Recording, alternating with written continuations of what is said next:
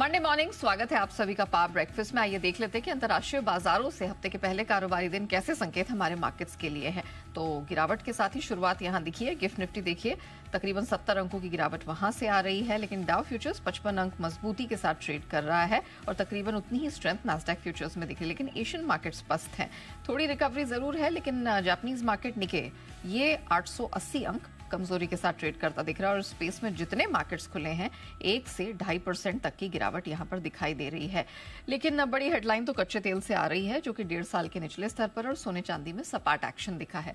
क्या कुछ हुआ है बीते हफ्ते अंतर्राष्ट्रीय बाजारों में और इस हफ्ते के महत्वपूर्ण डेटा पॉइंट्स कौन से हैं जिस पर आपको फोकस करना है? आइए दीप से जान लेते हैं। हमारे साथ स्टूडियो में जुड़ चुके हैं दीपांशु। मॉर्निंग, पूरा लाल निशान से मार्केट रंगा हुआ है, तो ऐसा क्या हो गया?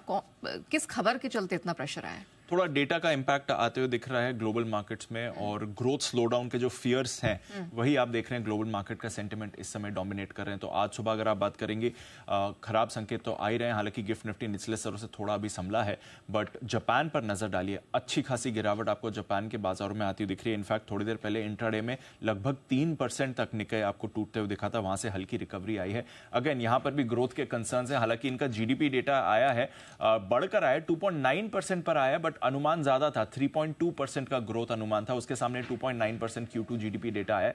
तो वहां से आप देख रहे हैं कि जापान के बाजारों में अच्छी खासी गिरावट आ रही है। अमेरिका जो पिछले पूरे हफ्ते आपको कमजोर दिखा है, फ्राइडे को अच्छी खासी गिरावट यहां पर भी आई। 400 अंक आपका डाउ लड़का है, दिन के निचले स्तर पर बंद हुआ। आईटी में भारी भरकम बिकवाली थी, नैस्डैक आपका 2.5% टूटा है। इवन इनका स्मॉल कैप इंडेक्स रसल 2000, यहां पर आपको 2% की वीकनेस आती हुई दिखी है। और वीकली बेसिस पर देखें, हालांकि सिर्फ 4 दिन का ही हफ्ता था, बट उसमें काफी अच्छी खासी गिरावट हुई है। 1.5 साल में एसएनपी के लिए सबसे खराब हफ्ता था, नैस्डैक में 2 साल के लिए सबसे खराब हफ्ता था, जहां पर हमने देखा कि डाउ आपका करीब 3%, एसएनपी 4.25% और नैस्डैक 5.6% गिरकर बंद हुआ। तो खराब मूड माहौल था और फ्राइडे को अच्छी खासी गिरावट के साथ बाजार बंद हुए। और इसको ट्रिगर करने के लिए भी डेटा ही था। इनका जॉब्स डेटा आया था अगस्त महीने का, खराब ओपनिंग्स रही। ऑलरेडी हमने देखा था प्राइवेट सेक्टर की पेरोल ओपनिंग्स काफी कमजोर आई थी। अब ये जो कुल जॉब्स डेटा है, करीब 1,40,000 नई जॉब्स जोड़ी गई, अनुमान 1,60,000 का था। तो अच्छा खासा अनुमान से कमजोर ये डेटा आते हुए दिखा।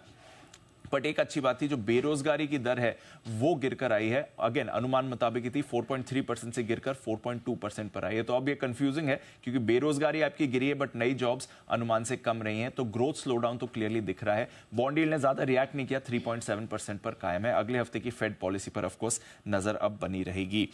डॉलर इंडेक्स सुस्त है 101 के पास, 18 महीने के निचले स्तर से कच्चे तेल में हल्की रिकवरी आपको दिख रही है। बट पिछले हफ्ते अच्छी खासी गिरावट आई थी, 10% आपके लिए पिछले हफ्ते कच्चा तेल लुढ़का है। 1 साल के बाद सबसे खराब हफ्ता यहां पर रहा। तो वैसे तो हमारे लिए एक अच्छी खबर है, 72 पर फिलहाल आपको ब्रेंट दिखेगा। सोने और चांदी में कुछ ज्यादा बड़ा एक्शन नहीं दिखा। बट हाँ, नेट जो स्लो डाउन के फियर्स आ रहे हैं अमेरिकी बाजारों में, बाकी ग्लोबल मार्केट्स में, उसका इंपैक्ट डेफिनेटली आपको देखने को मिल रहा है स्क्रीन पर। चलिए, तो स्लो डाउन का डर दिख रहा है, लेकिन